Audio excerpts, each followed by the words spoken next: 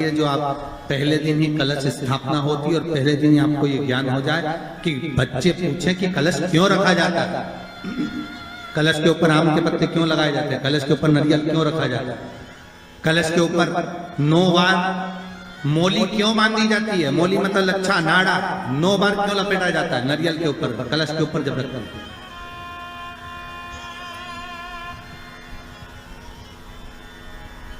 कलश के ऊपर जब जब श्रीफल रखाता है, नारियल रखाता है, तो उस पर 5 बार 7 बार मोली नहीं लपेटी जाएगी, तो 9 ही बार लपेटी जाएगी। 5 या 7 बार लपेटते हैं तो कहते हैं कि लक्ष्मी की छिन्नता होती है, और वो 9 बार लपेटी जाती है तो भरपूर लक्ष्मी का भंडार भरती है। क्यों क्यों कहते हैं? भगवान कुंभ का निर्माण कर रहे हैं, भगवान कलश का निर्माण कर रहे हैं, और भगवान स्वयं ब्रह्मदेव कर रहे हैं कि आप ऐसा निर्माण कर दो जिसमें 33 कोटि देवता स्वतः विराजमान हो जाए। तो भगवान ने उस कलश का निर्माण कर दिया। अब कलश का निर्माण करा तो स्वयं भगवान ब्रह्मदेव बोले, प्रभु इस कलश के अंदर मेरा स्थान कहां है, मेरा स्थान कहां है?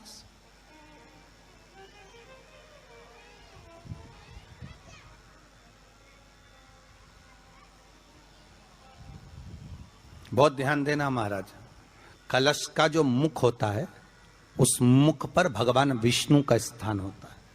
किसका स्थान है? भगवान विष्णु का। थोड़ा सा नीचे आओगे, जहां से कलश का मुख दबा हुआ होता है वह जगह भगवान स्वयं शिव की होती है। किसकी जगह है? भगवान शंकर की। कलश का अग्रभाग, नीचे का भाग जहां से फैला हुआ होता है वहां ब्रह्मा का आधिपत्य स्थापित होता है। फिर कलश का जो नीचे का भाग होता है वो भगवान शिव और शक्ति का स्थान होता है। कलश के बाहरी भाग में, जहां पर बाहर का हिस्सा होता है, उस कलश के बाहरी भाग में 33 कोटि देवताओं को भगवान शंकर ने लाकर विराजमान किया होता है। महाराज भगवान शंकर 33 कोटि देवताओं को निमंत्रण देकर उस कलश में विराजमान कर दिया। कितना सुंदर लिखा है देवी भागवत के अंदर कि जहां कलश की स्थापना होती है उस जगह पर किसी देवताओं को बुलाने की जरूरत नहीं होती। 33 कोटि देवता उस जगह पर स्वतः विराजमान हो जाते हैं। स्वयं 33 कोटि देवता स्वयं वहां विराजमान। नवरात्रे एकम से प्रारंभ नहीं होते, अरे अमावस्या की रात्रि से प्रारंभ हो जाते, इसलिए उसको कहते हैं नवरात्रे। क्योंकि नवमी के दिन माता जी का विसर्जन हो जाता है, जवारों का विसर्जन हो जाता है, व्रत करने वाले कन्या पूजन भोजन भंडारा कराकर विराम दे देते हैं। तो नवमी की रात्रि उसमें नहीं जुड़ा पाती, उसमें रात्रि अगर जुड़ती है तो ये अमावस्या की रात्रि से जुड़ना प्रारंभ होता है, तब जाकर वो नवरात्रि पूर्ण हो पाती है। पितृलोक में पितृ जैसे निवास होकर भी इंतजार करते हैं। 4 नवरात्रे हैं तो 4 ही श्राद्ध हैं। आज मौनी अमावस्या है, श्राद्ध का विराम हो जाता है और कथा अर्थात नवरात्रे प्रारंभ हो जाते हैं दूसरे दिन। तो यहाँ शास्त्र कह रहा है जैसे हमें प्रतीक्षा रहती है कोई अच्छे कार्य की, कि घर में कोई शुभ कार्य हो, घर में कोई अच्छा आयोजन हो तो अपने को आनंद होगा, प्रसन्नता होगी। उसी तरह हमारे जो पूर्वज चले गए, जो पूर्वज चाहे वो अधोगति में गए हों, चाहे वो देवगति में गए हों, चाहे वो पितृलोक में निवास कर रहे हों, तो जितने भी पितृलोक में निवास करने वाले पूर्वज होते हैं वो भी ये विचार करते हैं कि हमारे घर के वंश द्वारा, हमारे वंशजों द्वारा कोई ऐसा सत्कर्म हो जिससे हमारे जीवन की वितृप्ति हो और हमें आनंद की अनुभूति हो। और ध्यान दीजिएगा महाराज, आपको चैत्री नवरात्रि का स्मरण होगा, आपको शरदी नवरात्रि का स्मरण होगा, पर जो आषाढ़ में और माघ में जो नवरात्रे पढ़ते हैं इसका एक आनंद ही दूसरा रहता है। बस इतना जरूर होता है कि दुनिया के लोग वो जो 2 नवरात्रे होते हैं उसमें कलश की स्थापना भी करते हैं, देवी का पूजन भी करते हैं, अर्चना भी करते हैं, मंदिरों में भीड़ भी रहती है और खूब प्रेम से माता का जगराता वगैरह सब होता है। पर ये जो नवरात्रे हैं 2 गुप्त नवरात्रे, इनका लोगों को स्मरण नहीं था। वो तो धीरे धीरे ये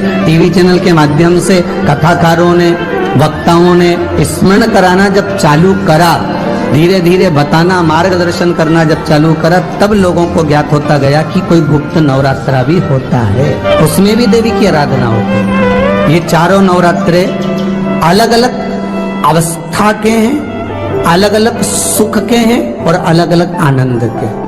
आपके घर में पितृदोष है, आपको ऐसा महसूस होता है, तो किसी भी नवरात्रि के पहले जो अमावस्या पड़ती है, जिस दिन अमावस्या रहे उस दिन चावल की कटोरी में एक कपूर का टुकड़ा रख दीजिए, छोटा सा, और कपूर का टुकड़ा रखकर उस कपूर को दरवाजे के बाहर कटोरी में ही, चावल रखी हुई कटोरी में ही उसको पितरों का स्मरण कर कर जला दीजिए। और जलाने के बाद उस चावल को कहीं भी किसी भी वृक्ष की छांव में पक्षियों के लिए डाल दीजिए। शिव महापुराण की कथा कहती है, अगर मान लो पितृ आपको कष्ट दे रहे हैं, पितृ आपको तकलीफ दे रहे हैं, कोई काम नहीं होने दे रहे हैं, या कहीं आपको ऐसा लगता है कि पितरों का दोष है, तो वो पितृ दोष देवी, अब ये जो आप करेंगे ये कब कर रहे हैं? अमावस्या के दिन आप उसको रख रहे हैं, अमावस्या के दिन उसको रखकर रात भर आपने रखा कपूर के साथ में, सुबह एकम पड़ गई, नवरात्रि लग गई, उसी दिन उसको जलाकर आपने पटक दिया।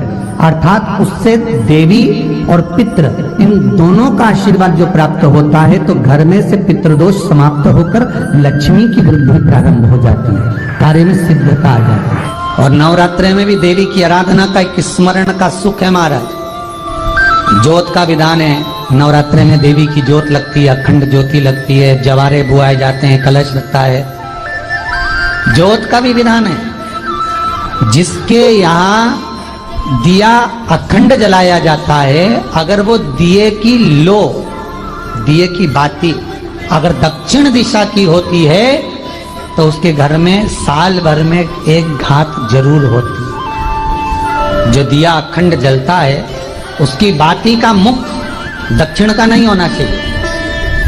अगर आपने देवी भागवत का स्मरण करा हो, देवी भागवत को अगर सुना हो, तो देवी भागवत में स्पष्ट किया गया कि पूर्व की ओर मुख करा हुआ दिया, अर्थात पूर्व की ओर ज्योत जो जलाई जाती है वो संपदा की वृद्धि करती है। पश्चिम की ओर मुख कर कर जो ज्योत लगाई जाती है महाराज, वो वैभव को देती है। और उत्तर की ओर जो मुख कर कर ज्योत जलाई जाती है, उत्तर की ओर जो ज्योत का मुख रहता है, वो आयु की वृद्धि करती है, घर में अकाल मौत को रोकती है। दक्षिण की ओर ज्योत ना लगाएं, अगर आपको लगाना है पूरब की लगाएं, पश्चिम की लगाएं या उत्तर की लगाएं।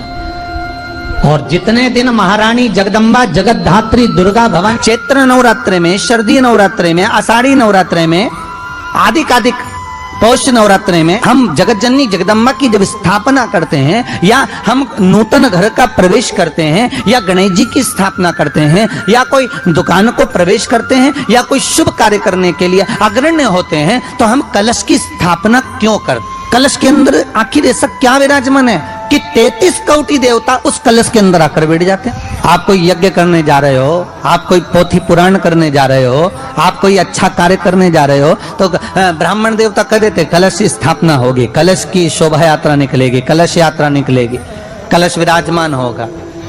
उस कुंभ की, उस घड़े की महत्वता कहां से प्रकट हो गई? शिव महापुराण की कथा कहती है महाराज, भगवान ओघड़दानी शंकर स्वयं आद्य शक्ति जगदम्बा से कहते हैं कि जगदम्बा तू क्या चाहती है बोल। तो जगत जननी जगदम्बा कहती है कि जहां मैं हूं वहां शंकर है, ये आपने कह दिया, पर जहां शंकर है वहां पार्वती का होना जरूरी है। उसके लिए सिद्ध करने के लिए एक स्थान ऐसा बनाया जाए जहां पर शंकर विराजमान है और शंकर के साथ पार्वती विराजमान है। तो शिव जी ने कहा, पार्वती उसके लिए मैं तुझे एक सुंदर कलश का निर्माण कर देता।